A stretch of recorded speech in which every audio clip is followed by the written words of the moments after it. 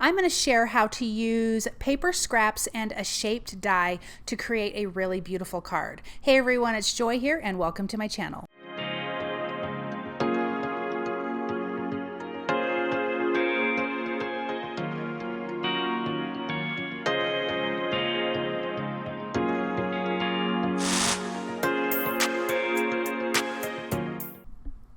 Okay, so here are the products that I'm going to be using. I'm using the Cottontail patterned paper. These are the patterns that I am going to be using for this. I am also going to be using the Layered Butterflies die, the Nested Eggs die, sorry guys, and the Market Bloom floral dies.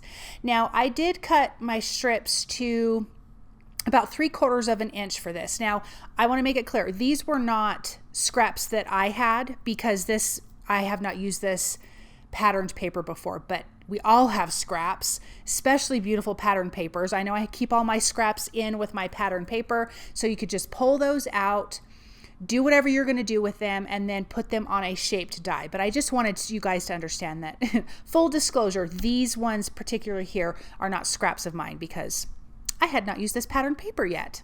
But I am going to distress the edges with my scissors, just doing a little bit. I didn't need to do the ends. I just kind of wasn't thinking because I'm not going to need the ends. We are going to add these strips of paper to the egg-shaped die from the Nested Eggs. I'm using the largest die, but think about any shaped dies, stars, circles, rectangles, even some of the wavy nested dies, and you could lay these out in patterns, different ways you could do it. I'm going to do kind of like I think it's the herringbone kind of way. But you could do a lot of different things that way. Super easy. What a really easy way to decorate a shaped die. All right, I'm going to do a little bit of inking on the edges now that I've distressed them with the scissors. I'm going to use a Vintage Photo Distress Oxide ink and a blender brush, and I'm just going to add a little bit. And there's a little bit of pieces of the paper from the scissors. You could just kind of brush those off, but I'm going to do that little bit of ink blending, just a little bit of distressing on each one, which I really liked how that turned out once I got all the paper laid down on the egg die. Now, something that I did to make it easier, if you're going to die cut, like say you're going to lay these down on a piece of paper and then you're going to die cut your egg or whatever shape, which is not how I'm doing it, then I would make sure that the paper is really thin behind the patterned paper. And that's a good way. You could put a bunch of strips down on a piece of paper and then do your die cutting that way. I die cut the egg already, and then I'm going to lay these on top and I can trim the excess off. But you need that paper to be a little bit thinner underneath your patterned paper. Don't go with like a super thick cardstock because then your die cut's not going to be able to go through because that's going to be really thick. So just a little tip as far as that goes. Let's finish up this last one here. I just think all of that pattern paper in that Cottontail paper pack is so cute. There was a lot more patterns. I think I just picked 5. But really, really, really cute. I liked this one here. I thought that was my last one. It's not. This little polka dot one, it reminded me of little colored eggs, even though it's more circles than egg-shaped. But super, super cute. Okay, now that that's done, let me do a little bit of splatter. I'm going to use that Vintage Photo. I smushed it, spritzed it with water, and now I'm just going to use my paintbrush and get a little bit of splatter onto the patterned paper. So it's just a little bit grungy. Then I've also die cut my flowers from the Market Bloom dies. I die cut one butterfly from the Layered Butterflies die. I am using Bundled Sage here on one or two of these leaves. I die cut these from the Mixed Media white cardstock. I use the 6x8 paper pad for this. And I'm just going to do some quick and easy ink blending onto these die cut pieces. Nothing fancy, just getting some color on here. Then I'm using old paper for my next 2 leaves. And I love the shapes of these long leaves. I just think they're so pretty. I don't know why I love stamps like this, dies like this, of these types of like longer leaf stems. I think they're so pretty. We've got one more leaf here that I am going to color. Then I'm using milled lavender, Victorian velvet, and tattered rose for my flowers, but I did mess up and I forgot to use the milled lavender on the one that I wanted to, so I had to come back over and use it, so it's not the exact color. But yeah, I was like, why do I have two of the Victorian velvet? Like what happened here? Yeah.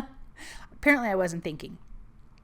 I've got 2 centers to the flowers. I actually needed 3, but I didn't die cut 3, and I'll show you how I fixed that because I did not feel like die cutting again. But that was Vintage Photo. And then here is this big flower. This is the one that I wanted to have the milled lavender. And then I bring over the Victorian velvet. But I'll fix that in a minute. So I'm going to go a little bit darker in the centers, going a little bit lighter out to the edges. Like I said, nothing fancy. I am not even going to splatter these flowers. I'm not going to add any water to them. I'm just going to kind of keep them as is. And then let's bring in, this is where I'm like, what did I do? Oh my gosh, I did the wrong thing. But I'm going to use tattered rose for this one. I'm just going to start on the outside edges, keeping the inside part a little bit lighter. Don't you just love when you make mistakes like that? I mean, it's so not the end of the world, but I'm just like, I just can't even believe it. So let me do the Victorian velvet on this little one, and then I will fix the other one with the milled lavender.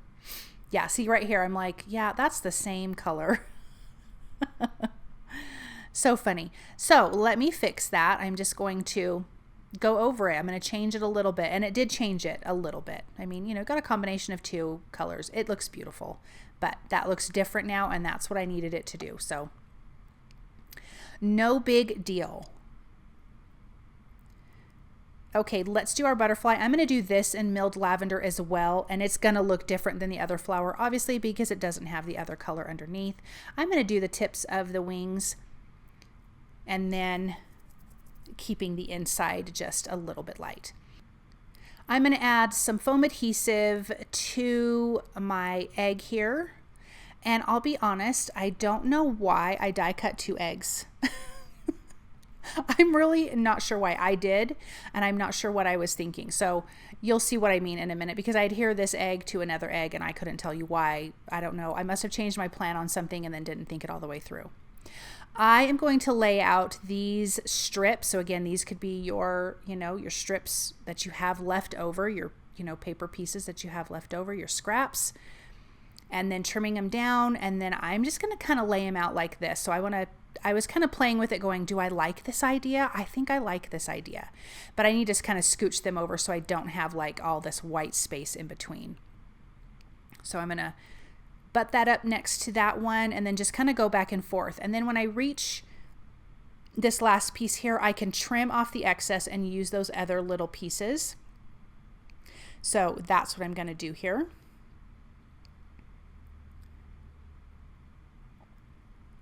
And then we can use those leftover pieces to fill in the white space at the top. And I'll trim that bottom part off in just a minute. I just wanted to get these other pieces. So I just have to decide how I want to lay out this pattern. I'm not going to do it exactly. I'm not going to do a repeat of the bottom. I don't want to get colors that are, or patterns that are right next to each other, of course. So I kind of want to play around with how this is going to go. Let me get those cute little carrots in there. And then we've got this pretty purple one with little white flowers. And then we have our little polka dot one. There's a little spot at the top that could have been filled in. It was so tiny that I literally, when I distressed the edges, I just ink blended it. You can't even tell. So it does not even matter. So I'm going to trim that off. And then here's the other piece that I'm adhering it to. I have no idea why I did this, you guys. I'll be real honest. I don't have a clue what I was thinking. You do not need to do this. You would have been just fine on that other pattern paper, or on that other white cardstock. So don't ask me, I have no idea. Apparently my brains were not coming along for the ride today. Let's do a little bit of the distressing with the scissors. And then I'm going to use the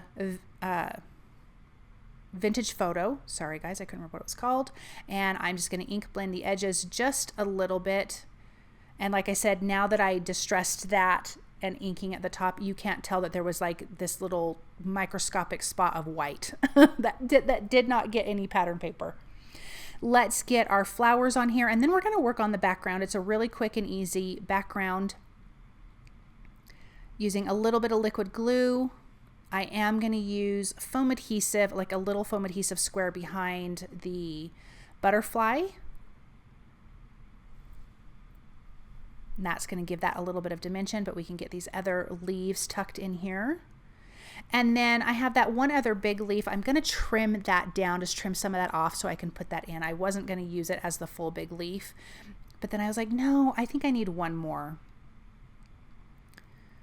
So I'm going to place that right on that flower, which is going to solve the problem of not die cutting enough flower centers, because you're not going to see it anyway, so that's okay. So that piece is just too big. So let's trim that down and then tuck it in. And I think that is perfect. It just needed another bigger greenery piece to stick out from there. So for my background, I am using a white A2 size piece of mixed media cardstock. I have my acetate. I'm using milled lavender, smushing it on my acetate, adding some water, breaking that up, and then I'm just going to add this to my background. I want the background to be really, really light, but I do want there to be a little bit of color. So I'm just going to dry that with my heat tool. I'm going to add a little bit more water to kind of move some of that ink around. I don't want big, huge splotches. And then once that's dry, I'm going to use a bundled sage and add that a little bit. I'm not going to do a ton of this. And then I'm going to bring in the Flutter stencil from scrapbook.com. All of these products so far that I've used are from scrapbook.com. I am going to use a sentiment from Honeybee Stamps for this card, but I'm letting that ink kind of move around because I use some water to, you know, kind of thin it out to kind of, you know, get a little bit of movement. Then milled lavender with the Flutter stencil, and I'm just going to lightly stencil some areas just to give us a little bit of a hint of butterflies in the background. I need to go a little bit darker because that milled lavender is already light to begin with, so I'm going to go a little bit darker, and then I'm going to do the same thing with the bundled sage.